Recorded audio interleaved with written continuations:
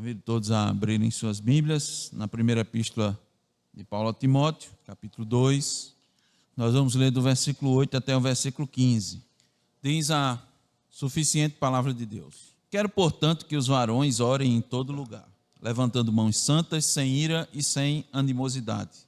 Da mesma sorte que as mulheres em traje decente se ataviem com modéstia e bom senso, não com cabeleira frisada e com ouro ou pérolas ou vestuário dispendioso, porém com boas obras, como é próprio às mulheres que professam ser piedosas. A mulher aprende em silêncio com toda a submissão.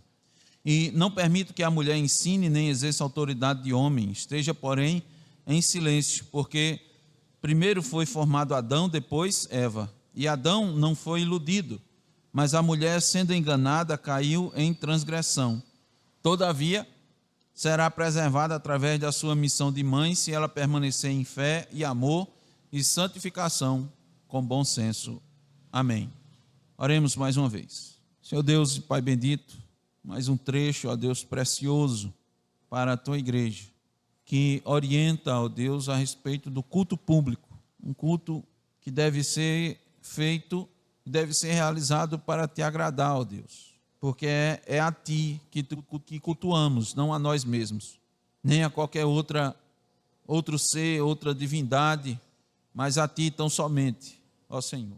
É verdade, ó Deus, que esse é mais um trecho que até nos dias de hoje traz certas controvérsias. Por isso, mais uma vez, ó Senhor, Te rogamos que o Teu Espírito esteja sobre nós, na exposição, na explicação e na aplicação, ó Deus, da Tua palavra, para que o Teu nome, ó Senhor, seja bendito quando prestamos um culto a Ti, ó Deus. Não queremos fazer a nossa vontade, nem estabelecer, ó Senhor, a nossa própria perspectiva, senão a Tua, Senhor. O que Tu queres, o que Tu desejas, como desejas, ó Deus, que o culto seja realizado, como desejas que ele seja ordenado, organizado, como a liturgia deve ser, que elementos e como eles devem ser apresentados, ó Deus. Assim, humildemente, Senhor, nós Te pedimos o Teu favor na exposição, como também, ó Deus, na compreensão da Tua palavra.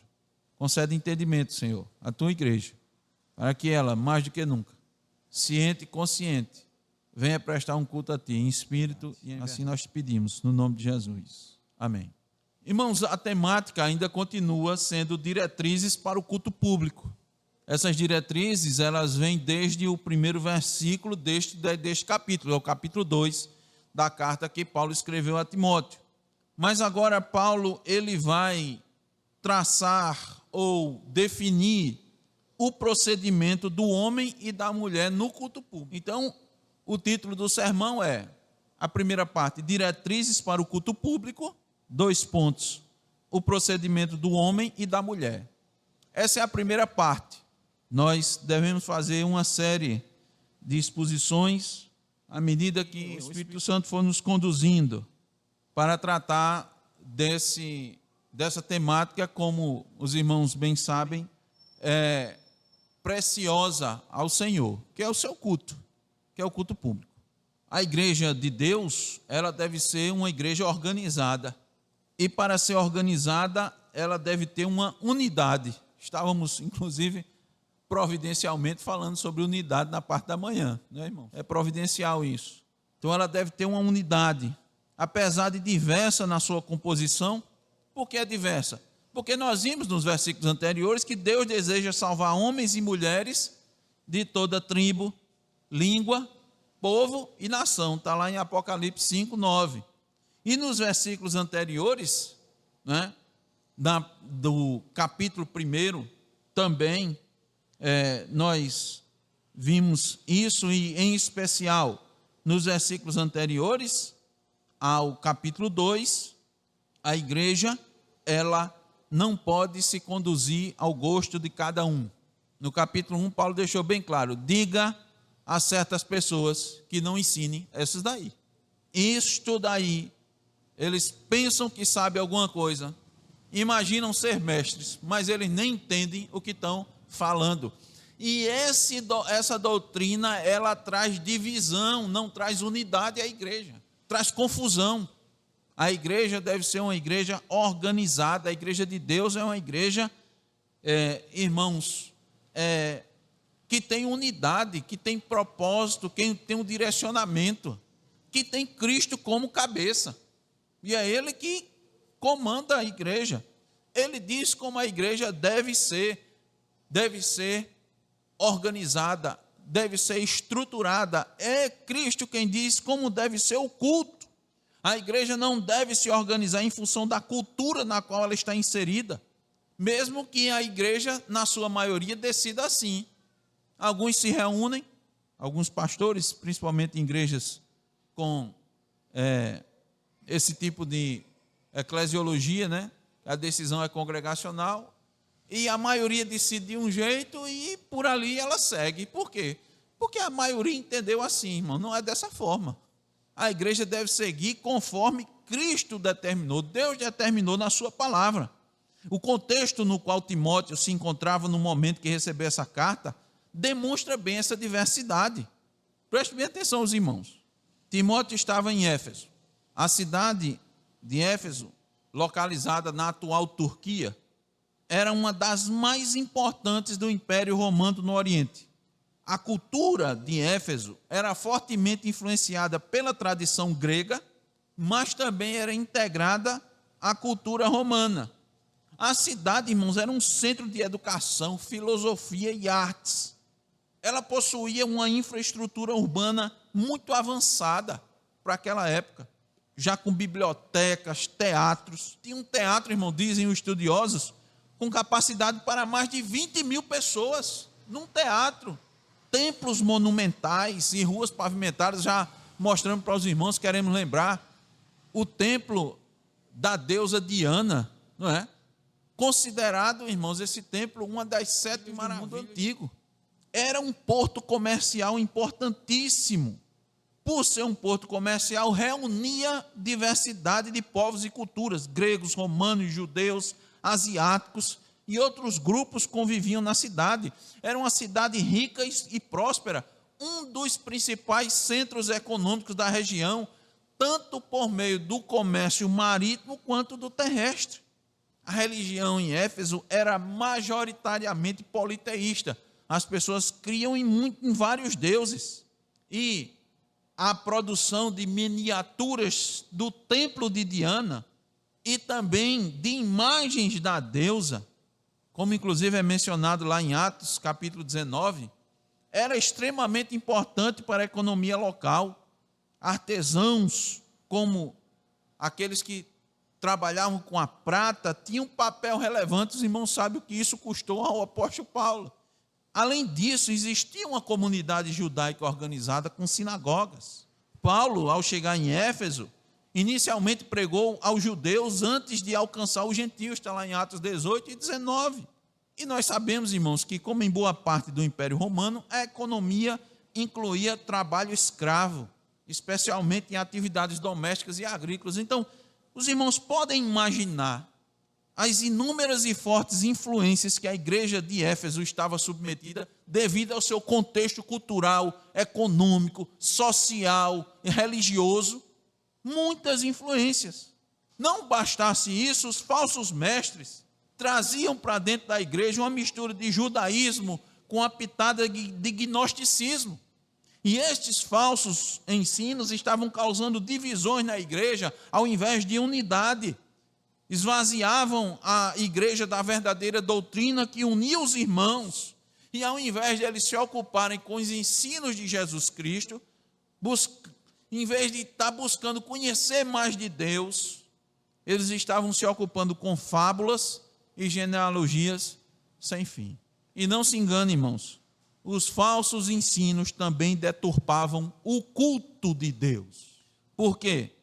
Porque falsos ensinos introduzem elementos no culto que não são do culto. E não só isso, falsos ensinos não só colocam elementos de culto que não deveriam estar ali, mas os verdadeiros elementos de culto ainda são cultuados, são colocados de forma errada. Os elementos certos, mas usados da forma errada. Basta olhar, irmãos, que Paulo orientou como os irmãos deveriam orar. por quem eles deveriam orar e as razões para orar corretamente. Foram os primeiros versículos que nós expomos do capítulo 2. Vejam, irmãos, essa é a razão de Paulo dizer a Timóteo que admoestasse certas pessoas a pararem imediatamente de ensinar outra doutrina. E se eles permanecessem rebeldes, eles deveriam ser excomungados. Está em 1 Timóteo 1,20. Os irmãos percebem o tamanho da missão que Paulo delegou a Timóteo, esse jovem delegado apostólico. E qual era a missão? Era organizar e dar as diretrizes de como proceder na igreja, que é coluna e baluarte da verdade. De modo geral, irmãos, Paulo está orientando Timóteo como agir enquanto ministro em determinadas situações, sua postura pessoal e sobre os procedimentos a serem adotados na igreja. Por isso que essa é considerada uma das cartas pastorais. Veja, deixa eu relembrar os irmãos aqui. No capítulo 1 e no capítulo 4, Paulo orienta Timóteo a combater as heresias dos falsos mestres. No capítulo 2, ele dá diretrizes para o culto público. Como orar, por quem orar, por que orar, quem deve orar no culto público e o papel dos homens e das mulheres no culto público. No capítulo 3, ele fala das qualificações dos oficiais da igreja. Nós lemos em Tito 1 pela manhã, Paulo também dizendo, eu coloquei você aí para que você ordene ministros. Agora eu vou dizer como devem ser eles. E vai dar as orientações, as mesmas que ele deu a Timóteo no capítulo 3. A igreja, como a igreja deve ser organizada? Com oficiais e membros. E como devem ser esses oficiais? Aí ele vai dizer, o pastor deve ter essa qualificação e os diáconos devem ter essa qualificação. E ele diz, os oficiais devem ser apenas homens, fica claro. No capítulo 5, do versículo 1 ao versículo 16, Paulo orienta Timóteo, no seu ofício pastoral, como ele deve lidar com o homem idoso, com os jovens, com as mulheres idosas, com as moças, ou seja, com as jovens, e também com as viúvas. Do 17 ao 23, ele mostra como tratar os ministros. No capítulo 6, nos versículos 1 e 2, ele mostra as relações entre servos e senhores. Do 3 ao 10, ele vai condenar os mestres gananciosos e vai mostrar a Timóteo o perigo da cobiça. Do 11 ao 16, ele vai exortar a Timóteo a fugir do mal e seguir a justiça e a piedade. Do 17 ao 19, ele dá instruções específicas aos ricos. E do 20 ao 21, ele conclui com um apelo para guardar o que lhe foi confiado. Instruções gerais, irmãos, a respeito da igreja. Como tratar, veja, como cada um tem um papel, como cada um tem, irmãos, características, a igreja diversa, como devem ser tratados os grupos de forma específica, como proceder na casa de Deus, coluna e baluarte da verdade. E eis aqui, e é uma coisa muito importante que precisa ser levada em conta. As orientações aqui, irmãos, não são sugestões de Paulo, mas são a vontade de Deus para a igreja. Ele já disse isso, de forma muito clara no capítulo 2, versículo 3, ele disse, isto é bom e aceitável diante de Deus, nosso Salvador. Paulo tem autoridade, irmãos, tem autoridade apostólica, ele já mostrou isso anteriormente, no capítulo 1. Então, quando ele diz, eu exorto, ele está falando com a autoridade que vem de Cristo Jesus, que ele é apóstolo de Cristo. Versículo 1, capítulo 1, versículo 1, Paulo, apóstolo de Cristo, pelo mandato de Deus. Então eu vim em nome de Deus, eu escrevo em nome de Deus. Então as orientações aqui não são sugestões, mas são a vontade de Deus para a igreja. Por isso, a partir do versículo 8 até o 15, veremos como deve proceder o homem e a mulher no culto público. E começaremos mostrando aos irmãos como o homem deve proceder. Então, a primeira orientação é como o homem deve proceder no culto público. E nós vamos trazer duas divisões nessa primeira, duas subdivisões dessa divisão. Como eu disse, irmãos, isso é uma série e nós vamos mostrar mais sobre o procedimento do homem E, evidentemente, nós vamos mostrar mais ainda o procedimento da mulher. Hoje, nós vamos nos concentrar somente no verso 8. Por isso, vamos lê-lo novamente. Quero, portanto, que os varões orem em todo lugar, levantando mãos santas, sem ira e sem animosidade. Esse quero, portanto, os irmãos já sabem, não é um desejo, né? Não é um pedido, é uma palavra autoritativa. Nós vimos que nos primeiros versículos do capítulo 2, Paulo ensina que a oração no culto público deve ser abrangente, porque a oração precisa ser abrangente. Paulo está combatendo o exclusivismo, muito característico dos judeus, e mostrou que a salvação é universalizada. Deus deseja salvar pessoas de todos os tipos. Não há uma nação específica, uma tribo, um grupo social, uma região, uma característica específica para Deus salvar. Toda a igreja deve orar de maneira a agradar a Deus de forma abrangente. Agora, primeira subdivisão, no culto público, as orações públicas devem ser feitas pelos homens. Ele está dizendo, quero, portanto, que os varões orem em todo lugar. Então, quero, portanto, não é preferência de Paulo, mas é ordem apostólica. Esse entendimento fica muito claro não apenas pelas palavras aqui de Paulo, mas no contexto e nos ensinos que nós encontramos em toda esta epístola. Os versículos de 8 a 15 deixam claro o apóstolo se concentrando em dizer claramente como homens e mulheres devem proceder no culto público. E para Paulo, os varões devem orar publicamente, as mulheres não.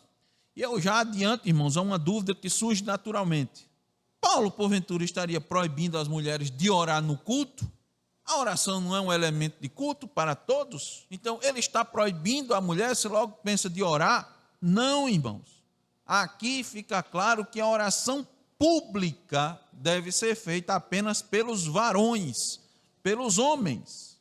A mulher não é privada de orar, mas deve orar de forma privada, de forma individual, e nós vamos mostrar isso claramente no procedimento da mulher no culto, logo mais nas próximas exposições.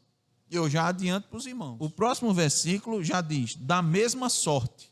Esse da mesma sorte, nós entendemos também que está dizendo respeito à disposição da oração que a mulher deve ter no culto. Mas a oração pública, Paulo deixa claro, pelo homem. Atente para esse importante detalhe. Para os judeus isso não era estranho, porque na sinagoga e no templo apenas os homens oravam. Mas poderia ser estranho para algum gentio convertido que porventura tivesse participado de cultos pagãos onde figuravam mulheres sacerdotisas. E aí eu quero trazer aos irmãos o contexto daquela época. E quero mostrar para os irmãos como aquele contexto da época tem uma relação direta com o nosso contexto. Irmãos, o maior templo era o templo à deusa Diana. E o culto à deusa Diana tinha o protagonismo das sacerdotisas. Elas tinham uma posição de prestígio na sociedade efésia. Dizem os historiadores que elas eram responsáveis por importantes cerimônias e pela manutenção do templo.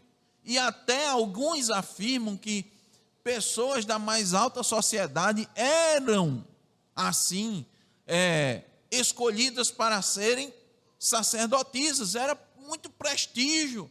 E também, irmãos, entenda, isso também gerava muitos dividendos, muito dinheiro estava em volta do culto a Diana, muito prestígio, dinheiro.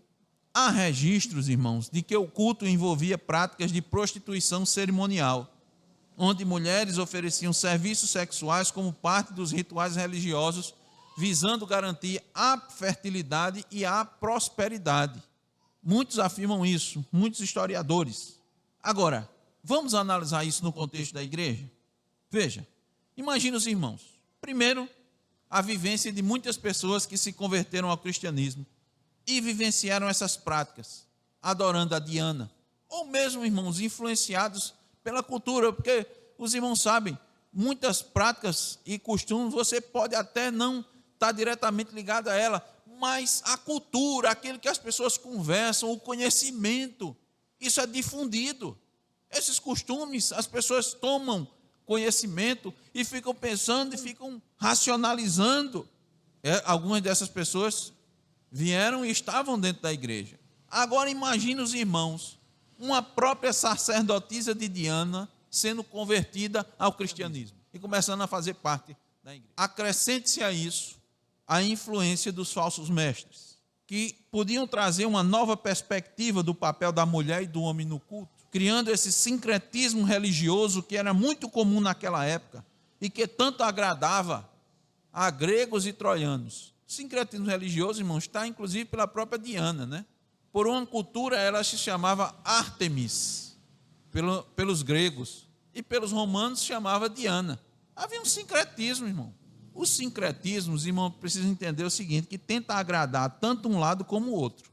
Ele só não agrada a Deus. Percebem, irmãos, que não é muito diferente dos nossos dias? Hoje a igreja evangélica está completamente influenciada pela cultura, pelos costumes, pelas ideias que a sociedade tem adotado. A igreja está cedendo.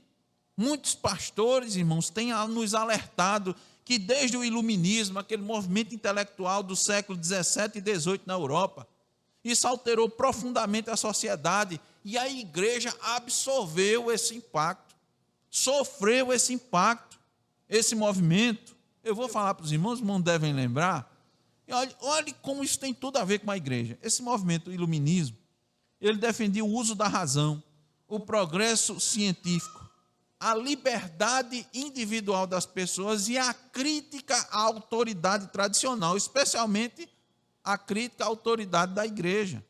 Muitos pensadores iluministas acreditavam em um Deus criador, mas eles rejeitavam milagres, princípios fundamentais bíblicos, e muitos criticavam, irmãos, até as religiões organizadas, que nós temos ainda nos dias de hoje aos montes. Tem alguma diferença quando nos reportamos ao papel do homem e da mulher na nossa sociedade? Do papel do homem e da mulher na igreja, no culto? A igreja, irmão, dos nossos dias deixou sua ortodoxia e começou a dar ouvidos a vozes fora da escritura, as vozes da cultura, da academia, dos pensadores, de teólogos modernos e progressistas. Começou-se a refletir sobre o papel do homem e da mulher na igreja com o desejo de questioná-lo e não de compreendê-lo segundo a vontade de Deus. Porque é perfeitamente legítimo, irmãos, você fazer uma análise e ver, isso daqui é isso realmente que Deus quer para nós, para a igreja? Isso é legítimo, isso é correto. Agora, questionar a Deus é bem diferente. Questionar os ensinos dos apóstolos, ficar perguntando, por que é assim? Será que a mulher não está sendo discriminada? Como entender agora a mulher à luz da nossa cultura e não da cultura da época de Paulo, que era uma cultura machista, patriarcal, escravocrata e heteronormativa? Essa é a pergunta que tem sido feita hoje. Quando você faz parte desses pressupostos, a Bíblia deixa de ser a palavra de Deus, a vontade de Deus, para ser um livro a ser lido sobre o prisma do pensamento moderno. Você vai ler agora, você vai criticar à luz do pensamento moderno. Sobre essa questão, Hendrickson nos diz que o que Paulo quer ensinar é que essas mulheres deveriam orar como Ana, a mãe do profeta Samuel. Está lá em 1 Samuel 1,13, a parte A diz assim: porquanto Ana só no coração falava, seus lábios se moviam, porém não se lhe ouvia voz nenhuma. Paulo queria que as mulheres orassem, irmão. Não era que elas não deveriam orar, mas elas não deveriam orar publicamente, audivelmente. Por isso, ele diz, vamos retornar ao versículo 8, de 1 Timóteo 2. Quero, portanto, que os varões orem em todo lugar. Quando Paulo diz, irmãos, que é para os varões orarem em todo lugar, ele quer dizer que eles devem orar em todos os lugares onde esteja ocorrendo o culto público. E o contexto, de novo, nos ajuda bastante. Paulo diz: eu quero que vocês orem em todo lugar, quer seja numa casa, na beira do rio, embaixo da árvore, num galpão, onde o culto estiver ocorrendo. Por quê? Porque nós devemos lembrar, irmãos, que a igreja aqui era a igreja primitiva, uma igreja nova. As pessoas não estavam acostumadas a um ambiente informal de reunião como as casas. As pessoas estavam acostumadas a adorar ou na sinagoga ou no templo.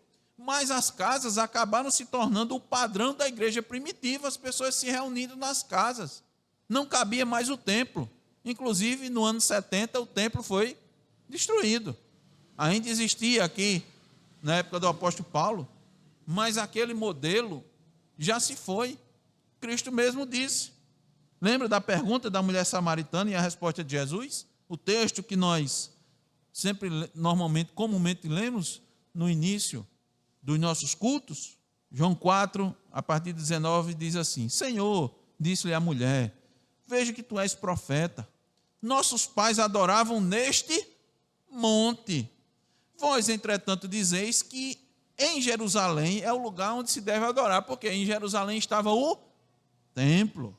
Aí Jesus vai responder, irmãos: mulher, podes crer-me que a hora vem, quando nem neste monte, nem em Jerusalém adorareis o Pai. Vós adorais o que não conheceis. Nós adoramos o que conhecemos, porque a salvação vem dos judeus. Mas vem a hora, e já chegou, em que os verdadeiros adoradores adorarão o Pai em espírito e em verdade, porque são estes que o Pai procura para seus adoradores. Deus é espírito, e importa que os seus adoradores o adorem em espírito e em verdade. Cristo está dizendo, não há um lugar específico, porque todo lugar em que o povo de Deus se reunir para adorá-lo é válido. Paulo está dizendo a mesma coisa. Quero, portanto, que os varões em todo lugar orem. Mas em todo lugar, Paulo está dizendo aqui, evidentemente, que as orações devem ser em todos os lugares. Mas o contexto, irmãos, é no culto público. Agora, há uma condição para os irmãos orarem no culto público, para os homens orarem no culto público. E essa é a segunda subdivisão da nossa exposição. Qual é a condição? A parte B do versículo 8. Quero, portanto, que os varões orem em todo lugar, levantando mãos santas, sem ira e sem animosidade. O que é que Paulo está enfatizando aqui? Coisa importante. Está enfatizando o interior e não o exterior, como inicialmente aparenta. O que é que queremos dizer com isso? Paulo está dizendo, os varões, para orar, levantem as suas mãos. Ele diz isso primeiro, mas a ênfase não é levantar a mão, não. E eu vou mostrar isso para os irmãos. A ênfase é com relação ao que está no interior do homem. Claro, irmãos, que deve haver uma postura correta quando se está fazendo uma oração a Deus no culto público. Há a postura correta, há a forma correta de se portar, de se colocar. Os homens devem levar isso em consideração quando forem fazer uma oração pública. Não é possível se portar de forma displicente. Mas nós já mostramos aos irmãos que Deus primeiro ora para o coração, não é? Deus vê primeiro o coração. Quando Moisés estava na presença de Deus na sarça ardente, ele disse, tire a sandália dos pés. Isso aqui é um momento de presença. Josué, do mesmo jeito, quando estamos na presença de Deus, é um momento solene. Você não se porta de qualquer maneira. Você não se veste de qualquer maneira. Você se veste e se porta da maneira conveniente para o culto público. Não eram só as vestes do sacerdote, ali é um indicativo, né? Deus está cuidando disso, mas era só o sacerdote que não devia mostrar as coxas? Os homens podiam mostrar também? Não, né? Faz sentido? É um momento solene. Tudo no culto deve se voltar para a solenidade, para o objetivo do culto. Nada pode fugir daquilo. Daí a gente entender da simplicidade do culto na nova aliança, no Novo Testamento. para que você não se desvie o olhar, para que você não desvie seus pensamentos, seu olhar, seu ouvido, para que suas faculdades estejam voltadas para aquele propósito, porque você veio com esse propósito. Nós vamos ver que Paulo vai orientar as mulheres como se vestir. Para quê? Para não chamar atenção. Agora não serve para o homem? Isso é lógico. Então, é claro, irmãos, que deve haver uma postura correta, mas nós devemos saber que Deus olha primeiro o coração. Lembre-se, nós vamos fazer menção da postura do fariseu e do publicano. Está lá em Lucas 19, do 10 ao 14. Vou lembrar os irmãos. Os dois subiram ao templo para orar. Não foi assim que Cristo disse? Os dois subiram ao templo para orar. Os dois ficaram de pé, mas um saiu justificado e o outro não. Então a postura não é o mais importante. É o que está dentro, no coração. Mas se pode se perguntar, pastor, mas Paulo não está aqui normatizando a única postura da oração pública? Ele não está falando, o senhor está dizendo que ele está organizando o culto. Não é isso que ele está fazendo? Não é necessário que em todas as orações você fique de pé, os homens, e ergam as mãos para os céus, para que a oração seja apresentada da forma adequada? De fato, nós não encontramos em parte alguma da Escritura uma prescrição única para a postura correta da oração. Hendricks, inclusive, destaca isso no seu comentário. Por quê? Eu vou mostrar para os irmãos várias passagens bíblicas de orações que foram feitas com posturas diferentes e que Deus aceitou. Todas essas orações, Deus aceitou. Então, contanto que a oração seja reverente e a postura seja adequada, elas vão ser válidas. Vamos ver. Eu vou citar, irmãos, não precisa a gente ler, são várias passagens. Os irmãos depois podem conferir em casa. Se quiserem, inclusive, eu disponibilizo para os irmãos até essas referências e muitas outras. Eu fiz mais de forma até resumida, mas bem diversa para os irmãos entenderem. Eu vou mostrar para os irmãos, primeiro, a forma, a postura da oração e a passagem que mostra essas orações. E Deus ouviu todas essas orações. Em pé, por exemplo, nós temos Gênesis 18, 22, 1 de Samuel 1, 26, Mateus 6, 5 e Marcos 11, 25, mostrando pessoas em pé orando, com as mãos estendidas ou erguidas para o céu. Nós temos Êxodo 9, 29, 17, 11, 1 de Reis 8, 22, Lucas 24, 50, com a cabeça inclinada, Gênesis 24, 48 e Lucas 24, 5, os olhos erguidos para o céu, Samuel 25, 15, Atos 8, 55, de joelhos. A gente vê muito em algumas igrejas, quando chegam os irmãos, eles se ajoelham para orar. Deus só aceita a oração de joelho? Não, mas temos orações de joelhos. 2 Crônicas 6, 13, Salmo 95, 6, Mateus 17, 14.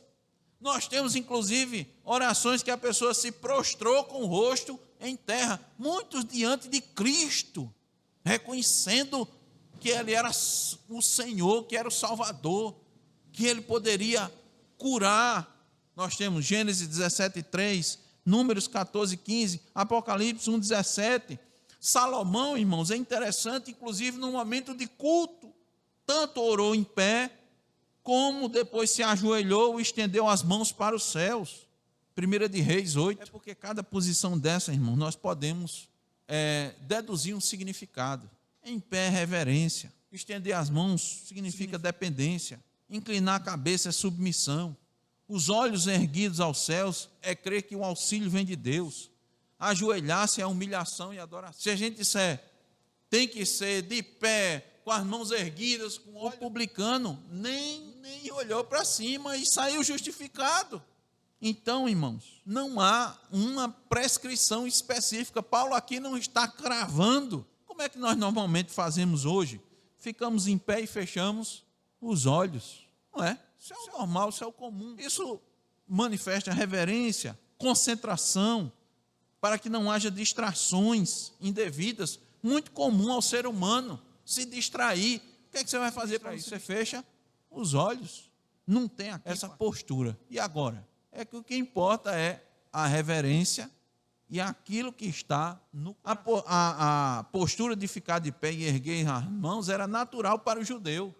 Por isso que Paulo disse, vocês oram desse jeito, então eu quero que vocês, quando orarem publicamente, no culto público, que erguem as suas mãos, façam ergam as mãos santas, sem ira e sem, porque a questão principal é o interior, não o exterior. A questão principal não é o gesto do adorador, mas a vida do adorador. É por isso que Paulo diz, mãos santas.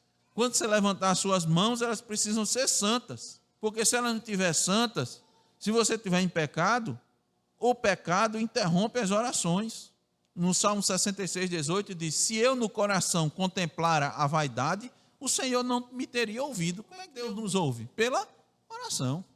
Pedro diz lá na sua epístola aos homens, disse, se você não tratar direito a mulher em casa, suas orações serão interrompida. Você pode levantar a mão, erguer os olhos para o céu, se ajoelhar, botar a boca no pó. Eu não vou ouvir.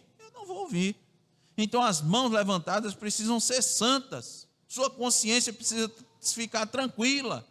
Você deve estar completamente livre de impedimento para fazer uma oração, sem ira e sem animosidade. Por quê? Porque muitos cultos, irmãos, estavam sendo maculados pelas contendas entre os próprios membros da igreja. E as razões poderiam ser as mais diversas. Calvino, por exemplo, acredita que Paulo estava de olho nas disputas que surgiram da indignação dos judeus por terem os gentios igualados a si mesmos. Eles o tempo todo achavam que o gentio estava fora, aí ele chega na igreja, Paulo agora aceitando esses impuros. Primeira coisa que ele dizia, me diga só uma coisa, como o pessoal ficava testando João, testava Jesus, o batismo de João é de Deus? E Cristo perguntou para ele, é de Deus ou dos homens? Contrapô-los, né? O judeu perguntava, eu só quero saber uma coisa, meu querido, você está na igreja, está bom, né? Graças a Deus. Se foi circuncidado, porventura? Se não foi, eu não quero nem conversa com você. Primeira coisa que ele perguntava. Entende? Porque também Paulo disse, a oração tem que ser abrangente por todos, inclusive os gentios. Então, Calvino entende que Paulo está de olho nisso. Eles estavam levantando controvérsia sobre a chamada dos gentios, os judeus, e chegou a rejeitá-los e excluí-los da participação da graça de Deus. Considerando ainda, irmãos, o contexto apresentado por Paulo no capítulo 1, os hereges podiam estar causando conflito. Paulo mesmo indicou isso. Paulo disse, lembrar os irmãos, versículos 3 e 4. Quando eu estava de viagem rumo da Macedônia, te roguei permanecesse ainda em Éfeso, para admoestares a certas pessoas, a fim de que não ensinem noutra doutrina, nem se ocupem com fábulas e genealogias sem fim, que antes promovem discussões do que o serviço de Deus na fé. O que é que estava provocando isso? Ele disse, quando vocês forem orar, viu? Sem ira, viu? Sem animosidade, tá certo? Senão não ora, não participa do culto não. Diz, Timóteo, Deus não aceita isso não, viu, Timóteo?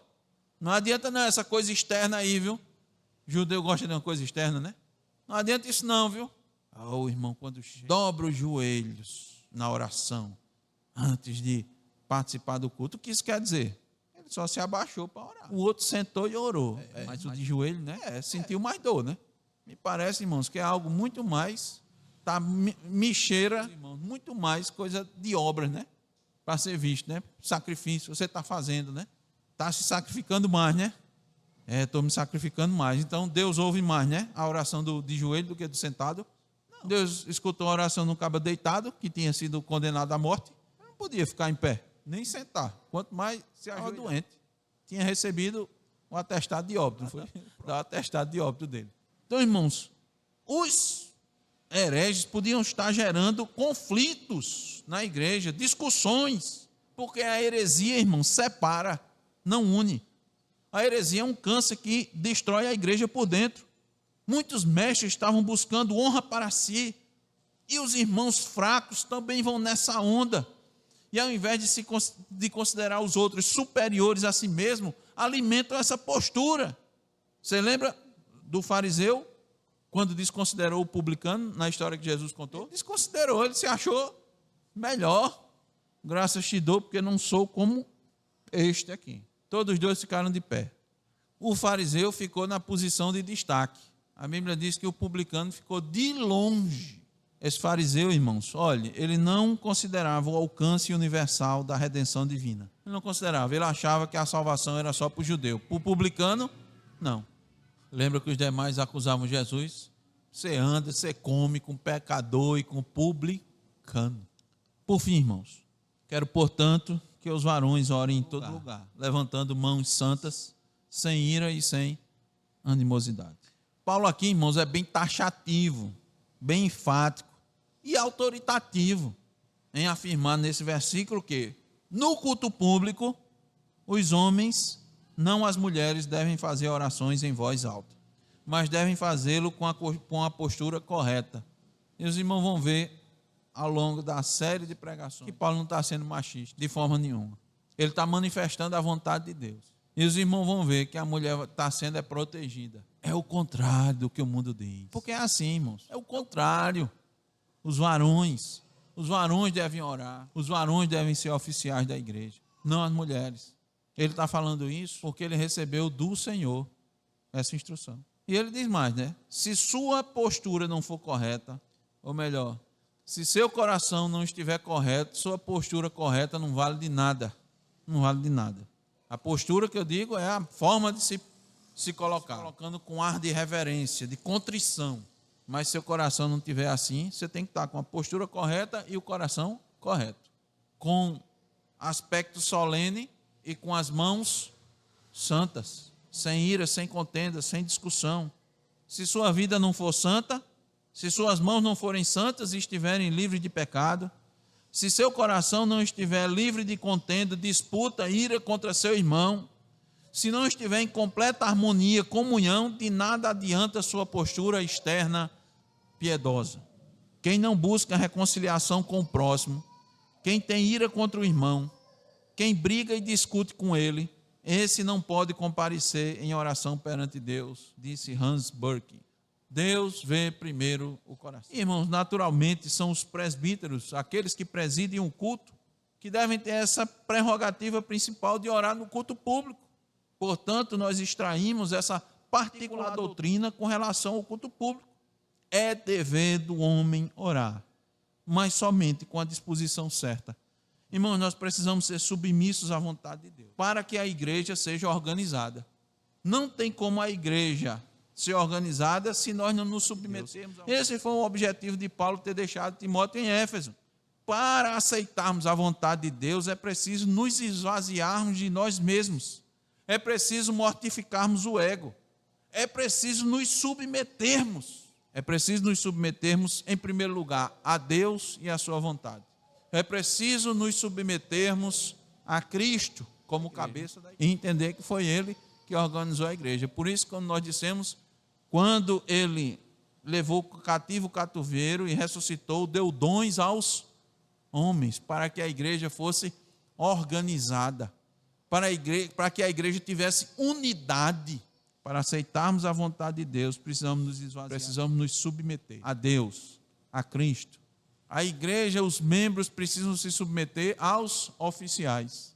As mulheres precisam ser submissas aos homens. E os homens precisam agir como Cristo. Que esta seja, irmãos, a disposição do coração dos membros dessa igreja. Senhor Deus bendito, Deus de toda graça, eis a tua palavra, Senhor. Ajuda-nos, ó Deus, a compreender essas verdades, mas acima de tudo, não só entender, mas nos submetermos a Deus, à tua vontade. Mesmo até que a gente não entenda. Isso não é o mais importante.